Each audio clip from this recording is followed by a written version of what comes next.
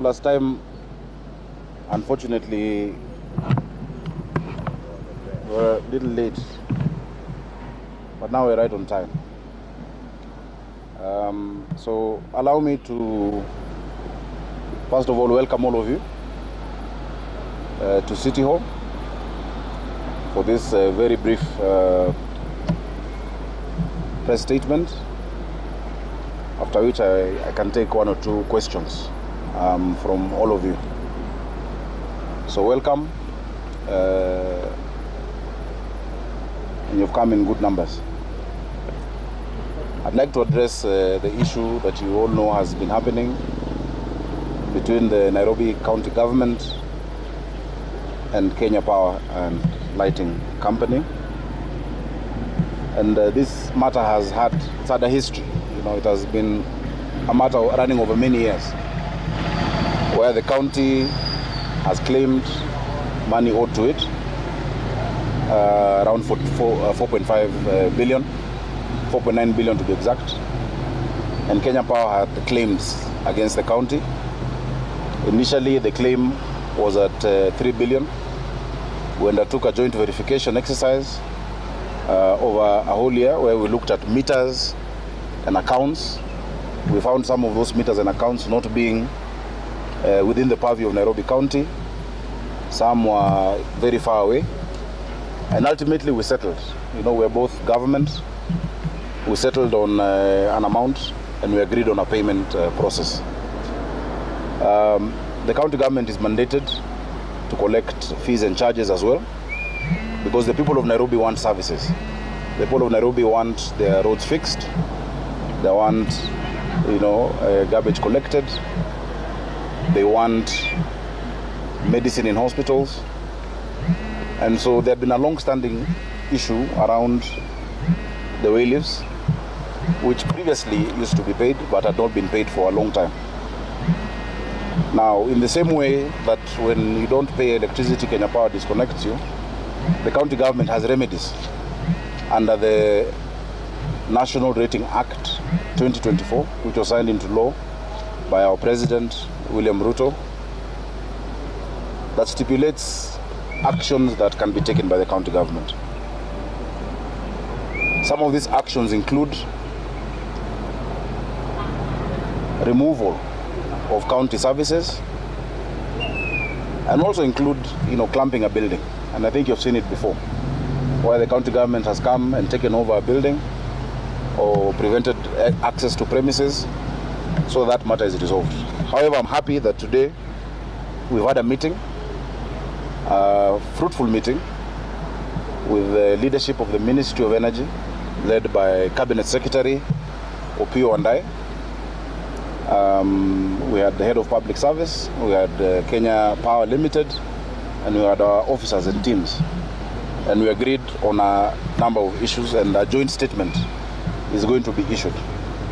The joint statement will clarify the issues that we've agreed upon. The first thing, we've resolved that all hostilities end and issues be sorted out amicably.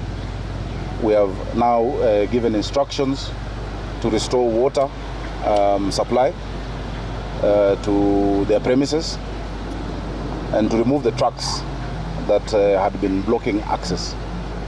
It was, of course, unfortunate that one of the trucks tipped garbage. That was not the intention, and that is why in less than 30 minutes all that garbage was collected. That is not how Nairobi County operates, and our own action will be dealt with internally. Further to that, we agreed that those commercial disputes, us saying you owe us this, them saying you owe us this, are going to be resolved between myself and the Cabinet Secretary for Energy and Petroleum, Opio Wandai. And if need be, the Intergovernmental Technical Relations Committee will also come, to resolve that. We also agreed, because the law is clear on development control.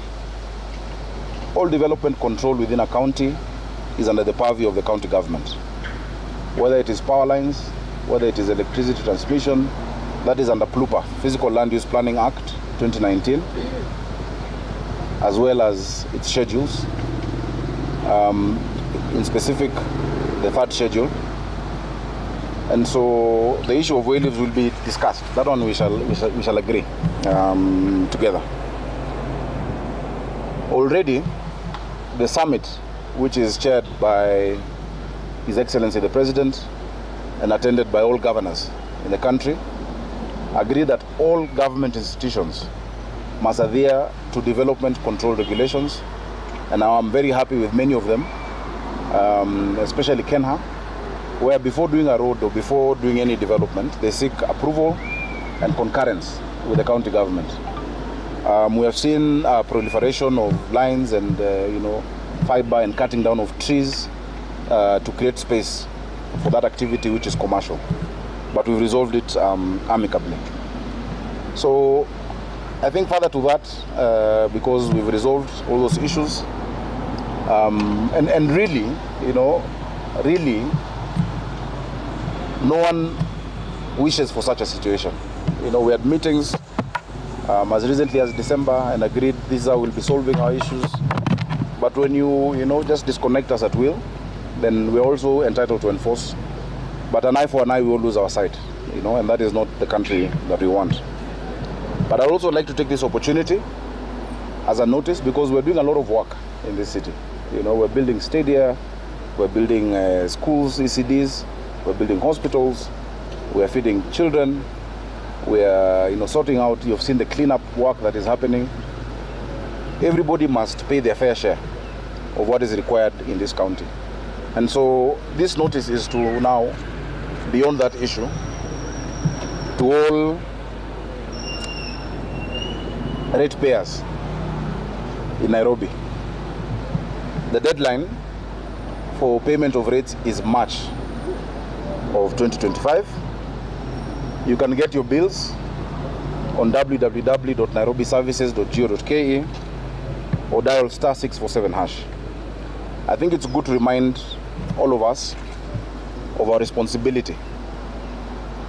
The National Rating Act 2024 provides in section 19(2) that where a person who has been properly served with a demand notice defaults in paying rates or those charges from the county government may levy a penalty at the prevailing central bank rate, deny certain county services, institute a suit against the defaulter, create a charge against the rateable property by notifying the registrar in charge of land, or apply any methods to recover rates as specified under this act or any other method as authorized by law.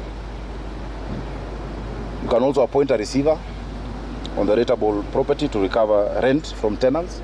We've seen it before, some buildings here, I think very close to us, where the county for a while was able to recover the rents directly. Naam, huyo ni Governor Sakaja akizungumza na waandishi wa habari kuhusu mzozo kati ya City Hall na Kenya Power.